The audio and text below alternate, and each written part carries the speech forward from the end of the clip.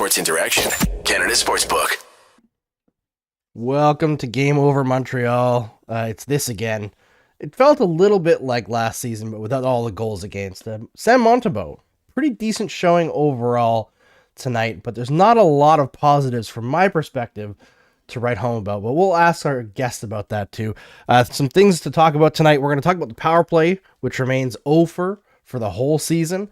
And the penalty kill finally gave up one, so they're no longer at 0 and 100 on special teams. I figured that was their strategy to go forward this season, is just not have any special teams goals for or against. And we'll talk about Nick Suzuki and his first goal of the season, and some things that I noticed during the game. It's a little bit more scattershot this episode because it was just a little bit less, I thought, to write home about in this game as compared to the other games. But we'll talk about, the young kids, all that, as we go through the show. We've got a great guest for you today. Marc Dumont is going to come in co-hosting with me, and Noha Beshir is going to be here with us. But before I get into that, I got to tell you about Sports Interaction. You want to bet? You can do it all at Sports Interaction, Canada's sportsbook. Football's back, the baseball playoffs, and hockey season's underway. Bet pre-game, live in play, or on one of our many prop bets. Made for Canadians by Canadians, Sports Interaction makes it easy to deposit, play, and cash out. Join now and see all that sports betting has to offer. Head to sportsinteraction.com/SDPN. That's sportsinteraction.com/SDPN. Ontario only, 19 plus. Please play responsibly. And if you or any of your loved ones have an addiction to gambling, please know that there is links in our description for the video and the podcast if you're listening to this the following day for resources to help out there. All right, I'm going to welcome in our guests now. Marc Dumont and Noha, how are you? I'm doing well, thank you. How are you? It's been a stressful weekend, I won't lie. We've been dealing with a lot of tech issues on this launch of Game Over, and strangely, every single one has been a different tech issue, so there's no easy solution to expand all of it, but we're getting through it. We're going to have some meetings, I think, this coming week, and then things will flesh out, but as far as the Canadians are concerned, I think this is what we should have expected coming into the season, like just the 3 games combined. This is about what we can expect for the course of the season, but I wanted a few more goals. Last couple games haven't been very fun. Hey, listen, okay, can we jump right into my Slavkovsky rant? Because, sure. What are we doing here? What do we, I get it. You want to ease him in, and it's not like he's shown a ton at 5-on-5. And the logic here by Martin St. Louis is that he's got to learn to play 5-on-5. Yeah, I get that, but it's really much simpler to play on the power play. Slavkovsky's a guy who's struggling to get those passes, that decision-making done quickly. Where do you get a little more time? Where do you get more opportunities on the power play? And if the Canadians were going full 1960s, Béliveau Richard scoring 5 goals per game on the power play, I'd get it. Sure, you don't put him on there, but right now the power play is, has about the same amount of excitement as a frozen bag of carrots right now. So why don't you give Slavkovsky an opportunity there? I'm not saying play him at the point, but we've seen Drouin at the point. We've seen Hoffman at the point. So all bets are off. Damn the torpedoes. Let's get Slavkovsky some healthy ice time. And if not, Noha, I'm sure you'll have a more intelligent take on this, but I'm putting him on the Metro. You go all the way down the orange line. You're going to be in Laval, and you're going to get him a ton of ice time there. Because right now, what are you doing with your first overall pick?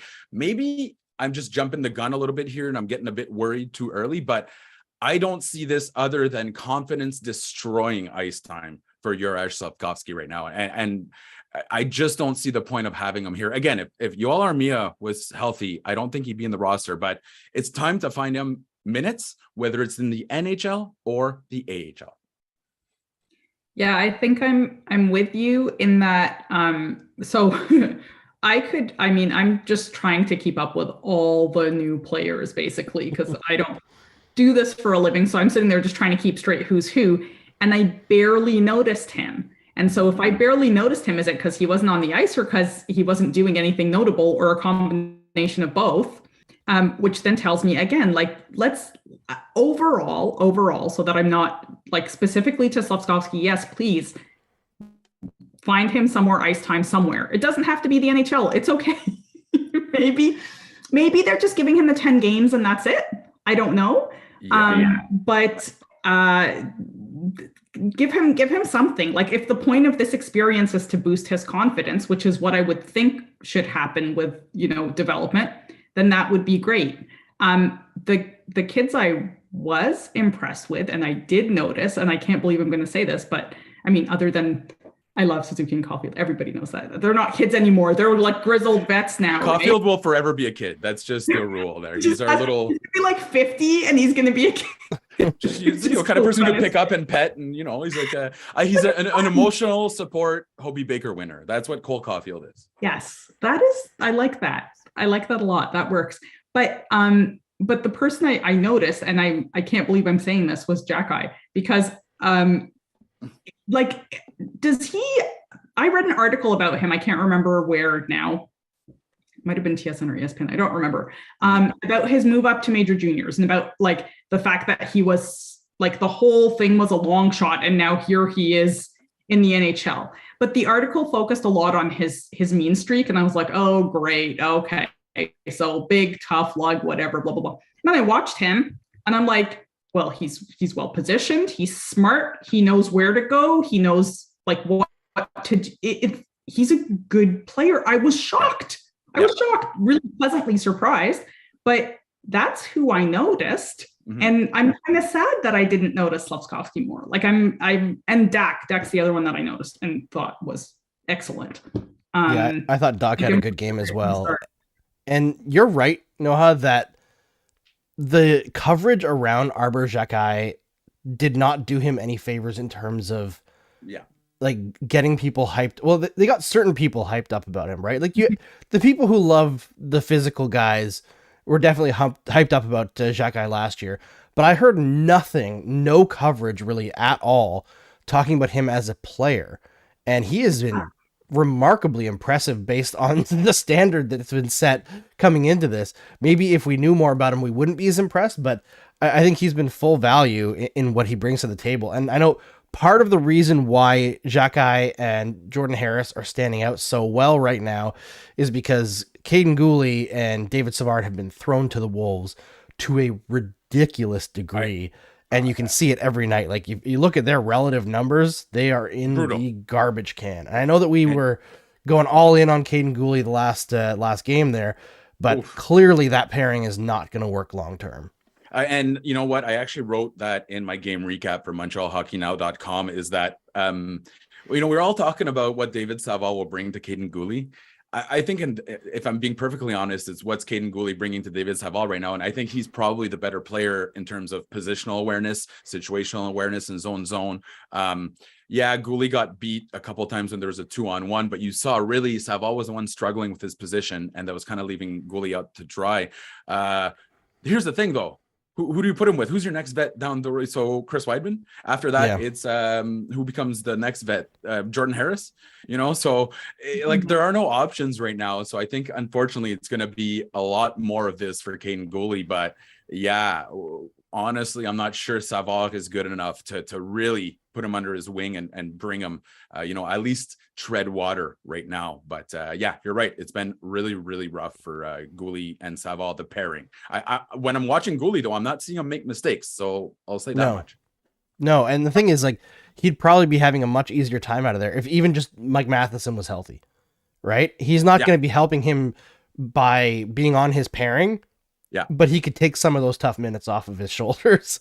No, absolutely. Like in the Toronto game, Gooley was out there pretty much always when Matthews was out there, right? Mm-hmm. He was hard matched as much as they possibly could.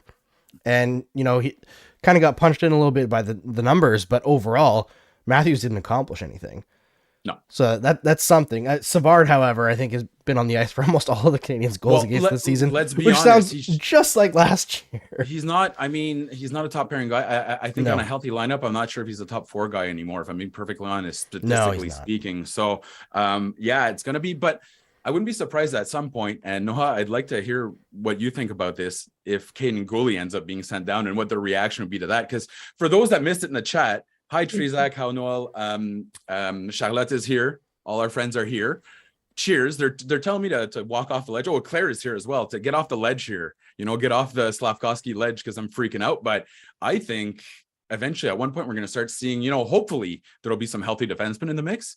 And Jonathan Kovacevic is doing fantastic in my opinion, but I think you're going to see Gouli, Harris, not Jack-Eye, because he seems to be doing what he needs to, probably filter into Laval. Maybe we'll see a guy like Leskinen or Norlinder come up who's been playing well, but I don't know if it's healthy for Gouli to get massacred all year long on the top pairing.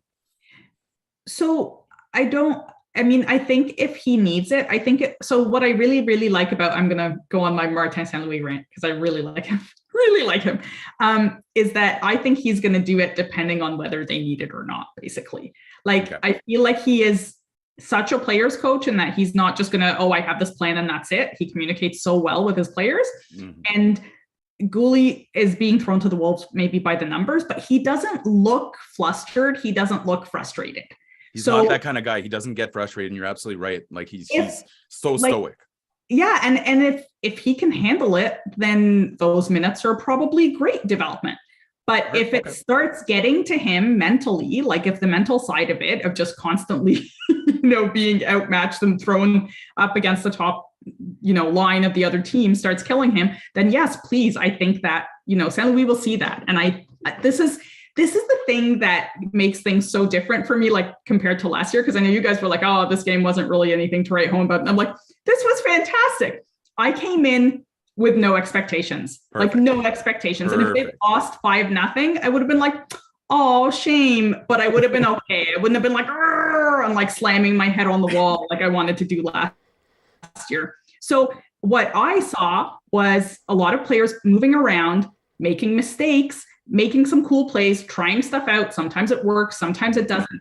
But it's so much less upsetting when they get outshot or outscored, but they're actually playing like a more dynamic way. And there's young players who are developing, making those mistakes instead of a mediocre vet who's already reached his ceiling and there's nowhere to go. Even the power play where you guys were saying like, it's over. And I'm like, yeah, but compared to like, do you remember our power play? No, I actually blocked it out. Like my brain was like, no, we're gonna push this deep down below, like get it. Yeah, I don't know. So you like there was better puck movement today, but there was better puck movement. Our power play used to have one move, right? Get it to Weber, done. That's it. And hope Weber would shoot through a goalie, like literally. Well, we're gonna talk about the power play, but we'll put it in segments. So we gotta keep topics somewhat organized. But I did want to point out a couple of comments from the stream chat here because I think one is very interesting and one is very incorrect. And I apologize for the person who I'm going to call incorrect, but Trizak, who is trying to talk Mark down off the ledge, it brought up a great point earlier in the stream chat that I wanted to bring up, which is one of the reasons why Slavkovsky is probably going to be in Montreal for at least the 9 games is to spend more time with Adam Nicholas. Right. Yeah. So he can work directly with the skills coach who isn't going to spend as much time in Laval. Now, I think they should probably also hire a skills coach for Laval, but that's another topic. He does a for little another bit of day. Both, but you're right. Yeah. But he's going to be in Montreal more. And the other one is Daniel Clark-Bouchard, who's saying the NHL is not a development league. I'm sorry, Daniel, but why do young players have career years after being rookies and not having them? Because they develop in the NHL. I get what he's saying, Andrew. But it's not true, though. Side on it. Yes. No, it's not true, though. Is that you have to nowadays, especially with entry level contracts. At one point, it wasn't the developmental league. I agree. Now it's kind of in the middle, but I think Slavkovsky, let's be perfectly honest, like he's not just on the doorstep. I think that's kind of what Monsieur Bouchard is talking about here, is that like you're going to need a little more than just a handful of games to get Slavkovsky ready. But you're right. Like young players are taking over the league. It is becoming a league where you can put someone in that's not, 5 years in the oven in the AHL. But I don't think Slavkovsky fits that profile, in my opinion. No, and I think we can admit 2022 had no NHL ready players. I mean, Shane Wright was probably the closest bet, but there were no NHL ready players in the 2022 draft. It's unfortunate, but that's how it worked out. Yeah, but I mean, the whole NHL is not a development league thing.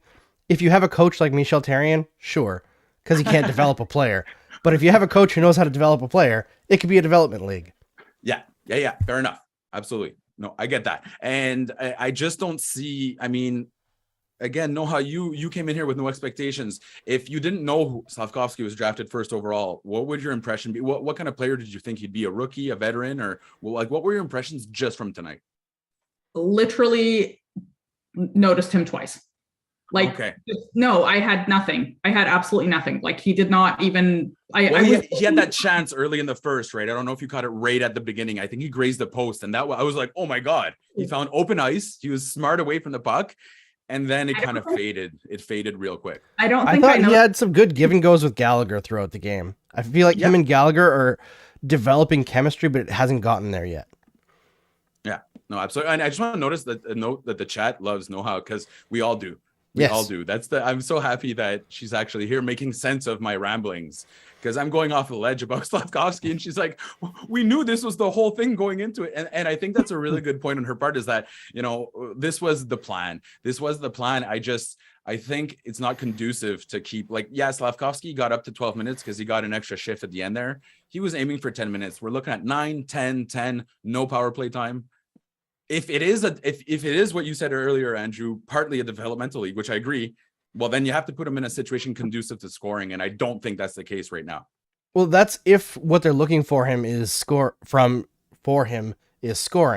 I don't know if that's necessarily the case. I think they want to see him improve on the little things first. Decision making is decision making. What Hattie was bringing up yesterday, scanning, right, making those quick reads, those good reads, making the best play, more than necessarily scoring. But let's wrap things up on Slav for a second, because we got to talk about the power play. But before we do, I have to remind everybody, please like the show on YouTube if you're watching and you're liking the show.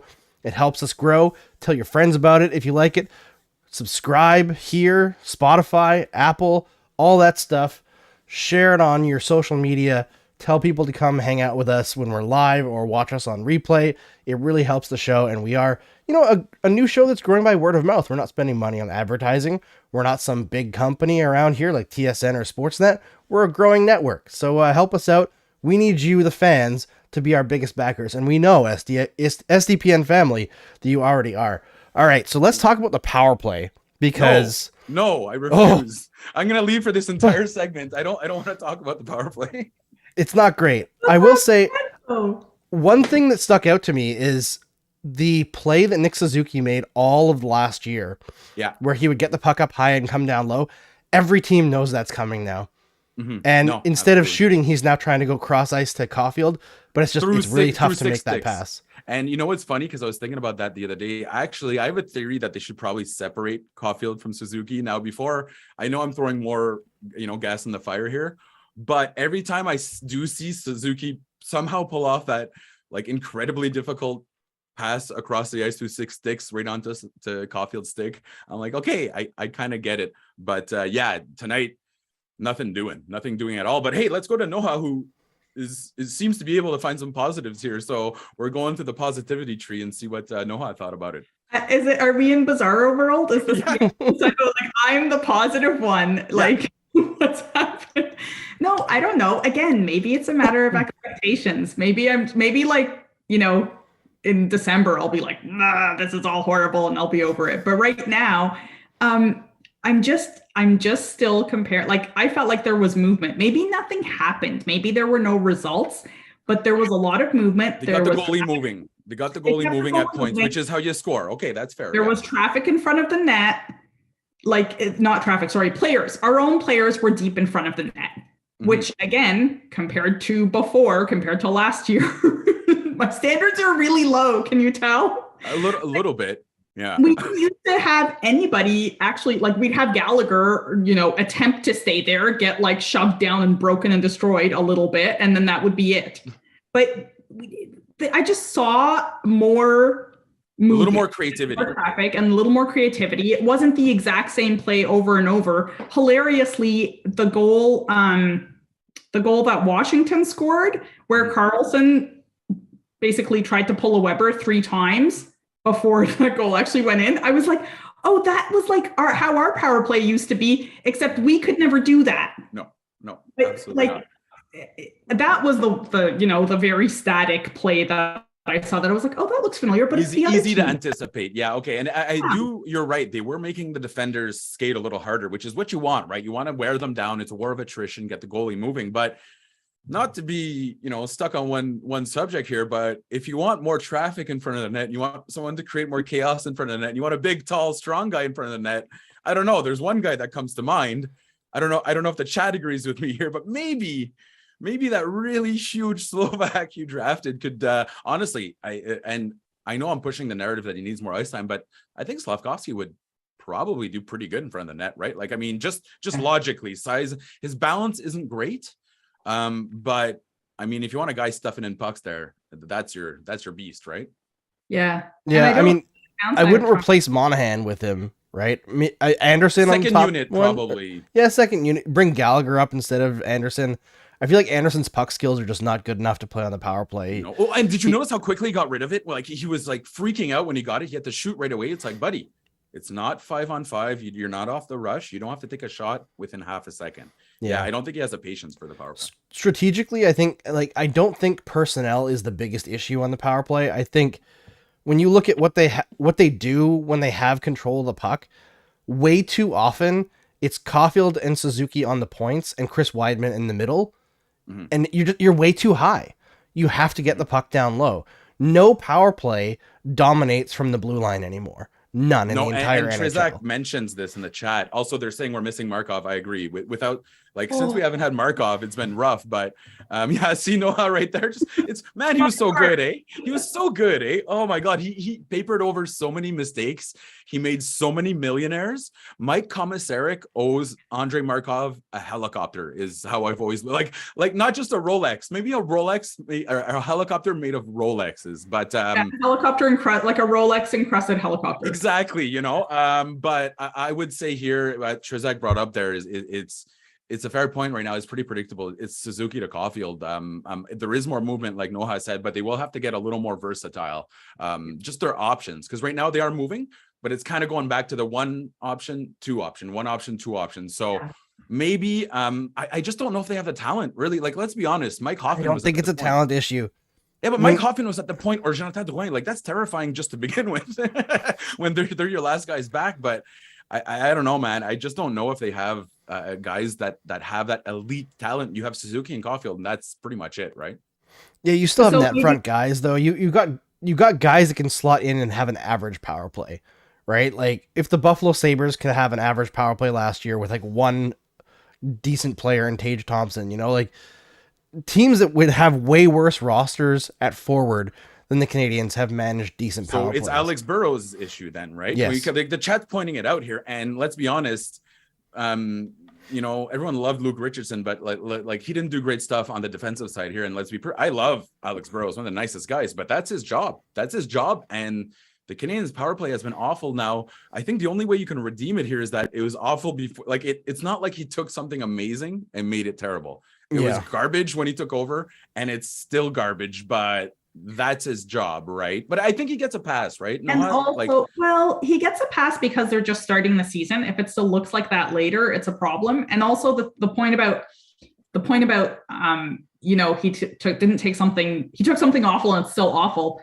There's a huge turnover, like totally new personnel. So you can't even really say, oh, he's doing it with this is who he has to work with. It's like, well, you've got almost a completely new roster. Like, so you should try to make something happen. Someone in the chat, Jeffrey, mentioned Jordan Harris should maybe get a look. And you know what? He should. I like that idea because in Northeast, first of all, Jordan Harris has been like statistically, actually, I was going to say one other, probably. Oh no, Kovacevic has been better, but Harris is right there.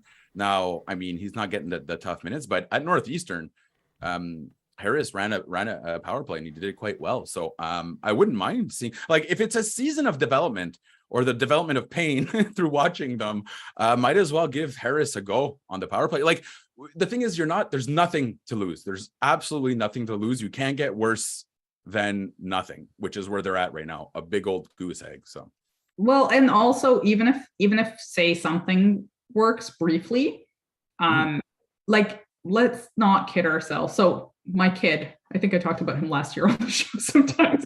He was like, so Mama, do you think they're going to make the playoffs this year? And I was like, no, honey, no. Like, good. You're keeping it realistic. I like that. Right up front. I'm not going to make the playoffs. Like, just take it out of your head. We're just going to enjoy what we're going to watch. Like, it's okay. But even if something works briefly, what I don't want them to do is get stuck. Like, say they get a few goals on the power play, but I can't think of a good example, but it's not like it's not like Josh Anderson scores off the rush twice in one game, but it's on the power play. Yeah. You don't try to, let's make the power play all around that. Don't do that. That's like a Michel Therrien with Dale Weiss thing. Yeah.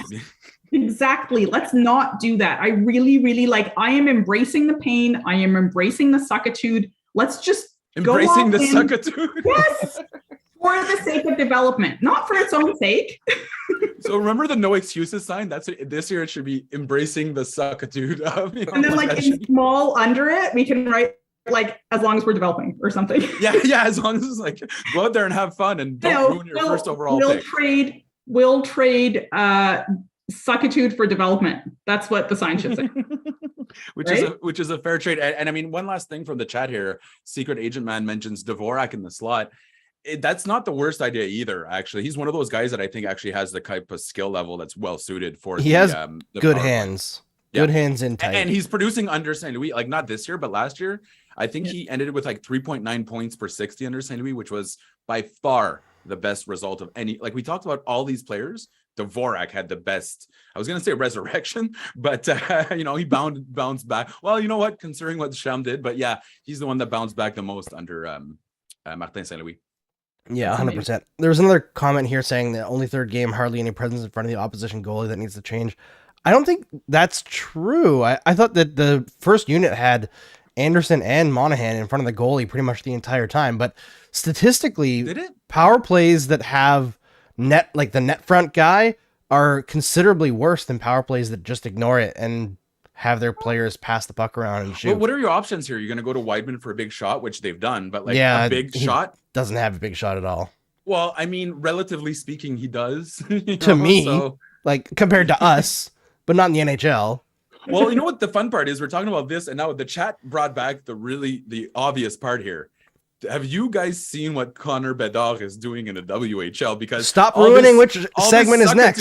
Stop. All this suckitude is going to come to a very, very great gift for someone. All right, we're moving on from the power play because Mark is ruining my next segments by teeing them up too early. Yeah, I'm spoilers there today.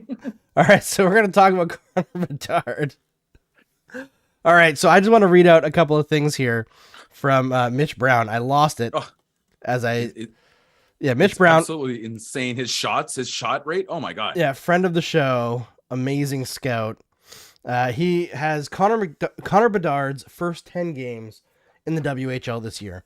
9 goals, 10 assists, 140 shot attempts. That's 14 shot attempts per game, 70 shots on goal, 7 shots on goal per game. And he has a full season worth of highlights. And that kid, the crazy thing is 9 goals in 10 games. That's below his expected individual goals. Oh, easily. He should be shooting 12% in the dub. There's no way he's a 12% shooter in the dub. So he's right on Connor McDavid's tail for production wise in his draft year. And he's actually hitting a huge dose of bad luck right now. Well, not bad luck, but he's underperforming compared to, the effort he's putting in. This guy, are we crazy to think that he's generational? And I mean, I don't see any other way, but this guy could be a franchise-altering player for the Montreal Canadiens. Immediately would be a franchise-altering player. Yeah, they need to get this guy. I mean, I'm sure they'd be fine with Michkov or Fantilli as well, but those are really good. Oh yeah, it's actually compared to last year, it's an amazing draft. Oh, fantastic! No, we're not being Buffalo. We're not getting the Eichel of the draft. We need, but you know what?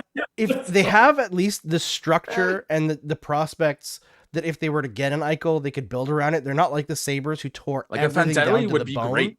Would be great, man. I think if you're adding a guy that would be number 1 in 2022, essentially. The top 3 guys in 2023 would be number 1 with a bullet in 2022. Easily. Even almost at their current age at the time of the draft. Now I'm getting a little, there's some hyperbole on my part, but let's be perfectly honest here. The plan, the Hughes plan here was quite clearly a thinly veiled tank. And I don't want to be mean, but the players that he got rid of, I mean, the exodus of talent, he got rid of the only players in the roster last year that had a positive WAR, a positive impact on the underlying numbers, except for Jake Allen. We got rid of Chiarot too, and he didn't have a positive impact. Okay, yeah, but there was the best return ever. But you know, you're that looking was just a trade.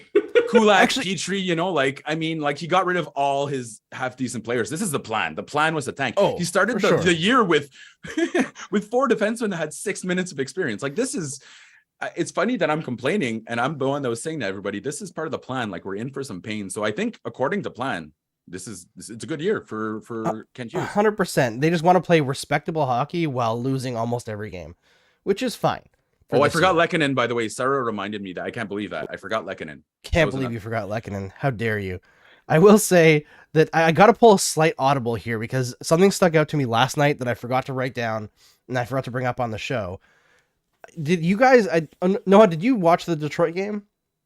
No. No? Okay, so we'll stick to Mark for this one. Did you notice how much the guys, both Suzuki and Gallagher, were getting in Chiarot's face?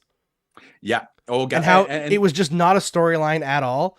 But the exact same thing happened when PK played his first game in Montreal. Okay, that's exactly what I was thinking about. Huge storyline. I had that exact same thought, and I almost, got in trouble on the internet. You guys know me. I tend to rile up people on the internet, but I think the common denominator here is Gallagher. Let's be perfectly honest. 100%. And I like the guy. I like the guy, but yeah, exactly. He's the kind of guy that even, let's say, you quit a job and everything's good.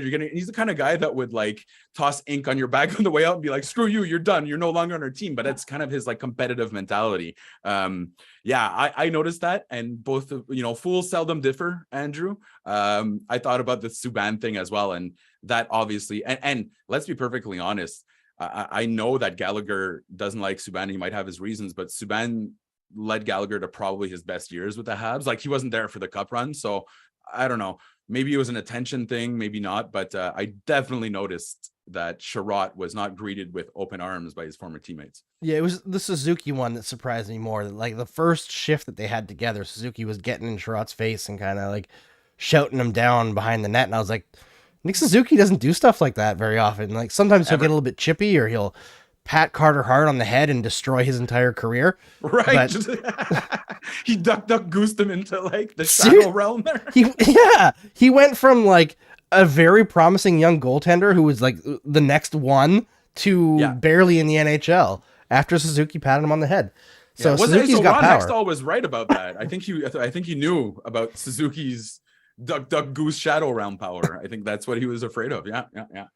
But yeah, it's very interesting to see what becomes a narrative and what doesn't, because between Gallagher and Subban, that was one player. Mm-hmm. Suzuki and Gallagher going after Chiarot.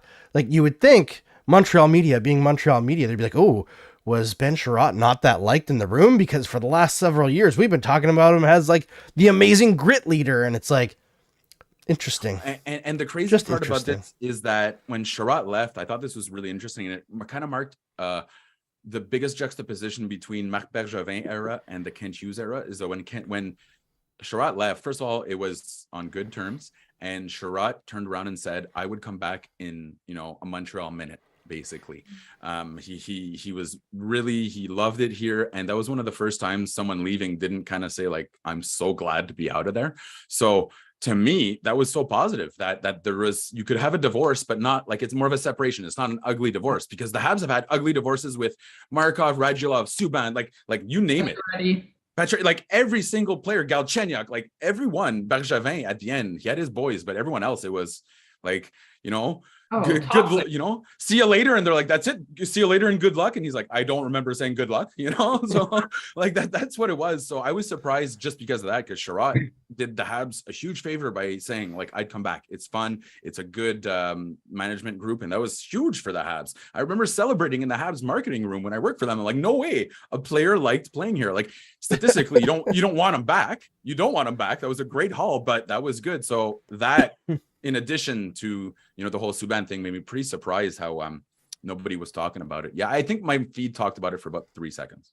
Yeah, Only just went in and out. Subban is a cancer in every dressing room. It's only Subban. Nobody else ever nobody else ever has bad blood with anybody else. It's only Subban. Yeah, exactly. And I mean, it's not historically proven that Patrick Kane and Jonathan Toews hate each other or anything, It's funny because these guys, they yell at each other, they swear at each other on the bench. They absolutely hate each other, but they're not on a camping trip. They're going there to win games. And I mean, they won cups together. So that makes it easier. But no, these guys aren't, they're not on a canoe going to camp all weekend there, so they don't have to love each other. That's it. This is true. All right. I think we've talked enough about this game. We'll keep her short tonight, keep her within the bounds we're supposed to have for this show. Thanks everybody for coming and hanging out with us after a second straight loss on back-to-back nights. We'll be back at it what's the schedule here? We'll be back at it on, oh my goodness. No, that's not Montreal's schedule. I was like, Monday they are playing the Penguins? Yeah, absolutely. The Penguins who just stomped the Lightning.